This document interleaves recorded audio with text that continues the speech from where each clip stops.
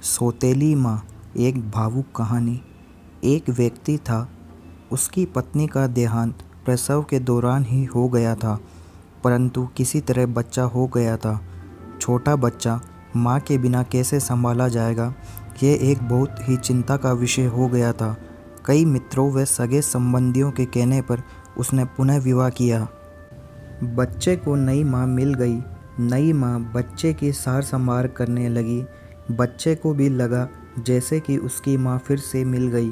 कुछ ही वर्षों में उस युवती को भी एक पुत्र हुआ और उसका ध्यान अपने नए बच्चे पर अधिक रहने लगा। धीरे धीरे उसकी दृष्टि में दोष आने लगा और वो पक्षपात से ग्रसित हो गई। अब उसे लगने लगा कि इस घर का वारिस तो बड़ा लड़का है और संपत्ति पर भी अधिक हक इसी लड़के का है। उसे अपने पुत्र के भविष्य की बहुत चिंता रहने लगी। उसने अपने पति को समझा बुझा के राजी किया और बड़े लड़के की पढ़ाई लिखाई सब छुड़वा दी और घर के नौकर को भी हटा दिया तथा सब काम उसी लड़के से कराने लगी। बच्चे के ऊपर बहुत बड़ी विपदा आ पड़ी। वो अभी दूसरी कक्षा में ही था और दुनियादारी कुछ नहीं जानता था। उसे यही लगता था कि माँ ने सही किया होगा। घर का सारा काम करते करते उसका पूरा दिन बीत जाता था। धीरे धीरे माँ ने उसे समझा दिया कि उसका असली कार्य अपने छोटे भाई की सेवा ही है और उसका छोटा भाई ही असली मालिक है। बच्चे ने माँ की आज्ञा मान ली और सदा ही अपने भाई की सेवा में तत्पर रहने लगा। अब वो बड़े लड़के को जरा जरा सी गलती पर डांटने और मारने भी लगी थी, ताकि उस पर एक भय बना रहे। वो कोई अच्छे से अच्छे काम भी करता तो उसकी सौतेली माँ उसे बिल्कुल बेकार बताती, लेकिन फिर भी बालक के मन में माता के लिए प्यार ही उभरता। वो उसे सौतेली नहीं मान पाता था। उस औरत ने घर के पूजा पाठ का जिम्मा भी उसी बच्चे को दे रखा था। अतः उस बालक की बुद्धि धीरे धीरे आध्यात्मिक होने लगी। जैसे जैसे वो बड़ा होने लगा, उसे सच्चाई समझ में आने लगी, लेकिन वो अपना दुख भगवान से ही कहकर संतोष कर लेता और उसका सारा दुख समाप्त हो जाता था। पिता से वो बहुत प्रेम करता था और जानता था कि पिता उसकी स्थिति से बहुत दुखित रहते हैं, लेकिन वो उनसे हमेशा माँ की बड़ाई ही करता था। पिता का होना ही उसके लिए बहुत था, परंतु उसके पिता भी एक बीमारी में चल बसे और वो बिल्कुल अकेला हो गया। बस भगवान ही उसके रह गए। समय बीतने लगा और दोनों बच्चे बड़े हो गए। अब घर का सारा अधिकार सौतेली माँ के हाथ में था। योजना के अनुसार बड़े बच्चे की शादी उस औरत ने बहुत ही गरीब घर में और अनपढ़ औरत से कर दी तथा अपने पुत्र की बहुत बड़े घर में और एक पढ़ी लिखी युवती से कर दी। उसने बड़े लड़के को नौकरों वाले घर में से एक घर दे दिया और उसकी पत्नी को भी बता दिया कि उसका असली कार्य मालकिन यानी छोटी बहू की सेवा करना ही है।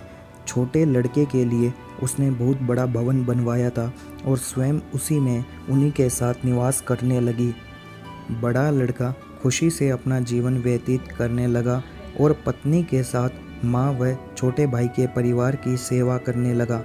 छोटे लड़के की स्त्री को उसकी माँ बहुत अखरती थी। उसे लगता था कि मालकिन उसे होना चाहिए।